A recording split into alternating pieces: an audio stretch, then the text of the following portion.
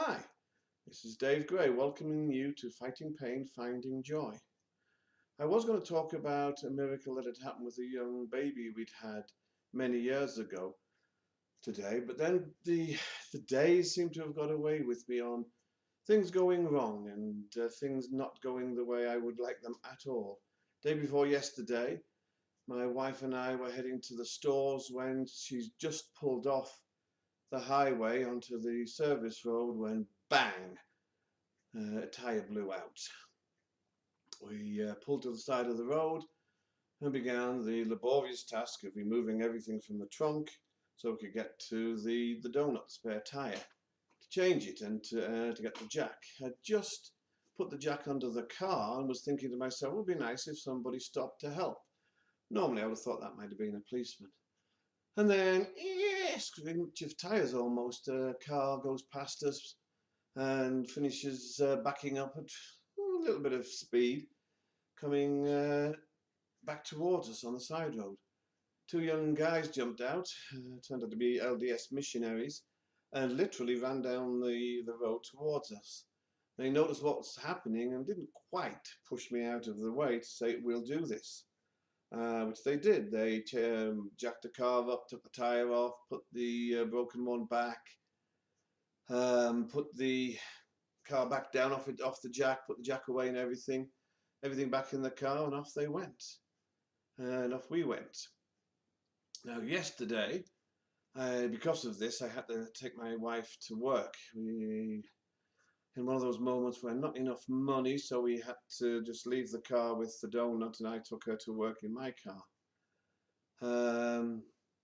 Last night, I had to go to a learning celebration with our 6-year-old. And on the way there, we ran out of gas. Well, no problem. I put a 5-gallon gas can in the back, just in case, because I knew the levels were low. So I poured the gas in, and off we went to the celebration. And then we returned home. Didn't go past a gas station. This morning, I took the kids to school, going past 3 gas stations in either directions. 8 miles south of here to their school, and obviously 8 miles back. Totally forgetting to put gas in. Got home, headed back to take my wife to work, which of course is 6 miles north of here, opposite direction. And we get to about 200 feet, 200 yards from school, started to turn left off the highway, and we ran out of gas. Fortunately, we had enough forward motion to avoid being T-boned by the cars coming up the highway, and we rolled down the hill to school. I put the rest of the gas into the car and thought I had enough to get the 3/4 of a mile to the gas station. But no, we ran out about, well, I don't know how far we were, a 20-minute walk from the gas station. So me and my 6-year-old double LOL walked to the gas station with an empty 5-gallon can.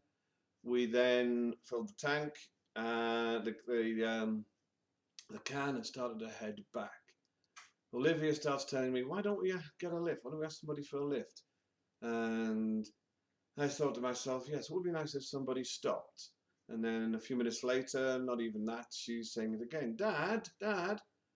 So I moved to the edge of the road and waved, and she waved, and immediately a car pulls over, a truck.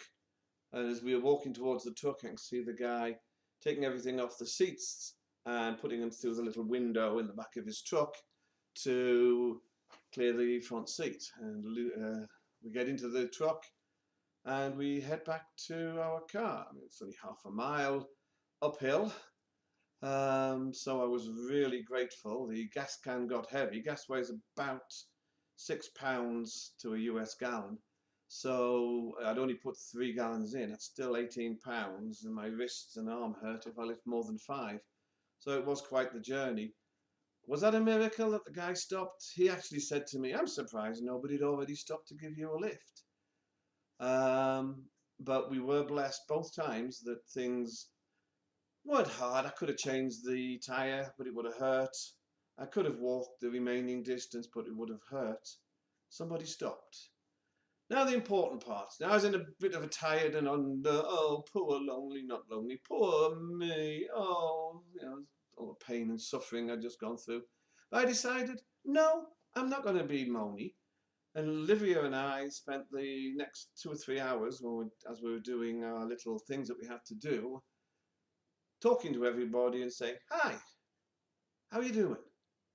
And if they didn't smile at me, saying, smile. We're on a little mission today. We're going to spread some happiness and make everybody smile.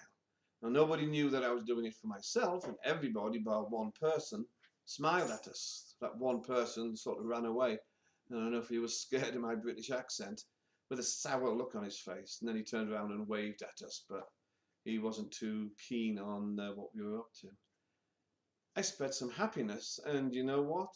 Because I spread happiness, and if you've read my article from the other day about how the brain makes you feel better if you give to somebody else, and hardly ever if you give something to yourself.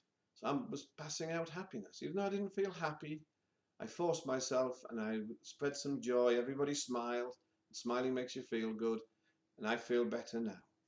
So the message for today is spread happiness even if you don't feel happy yourself. Talk to you next time.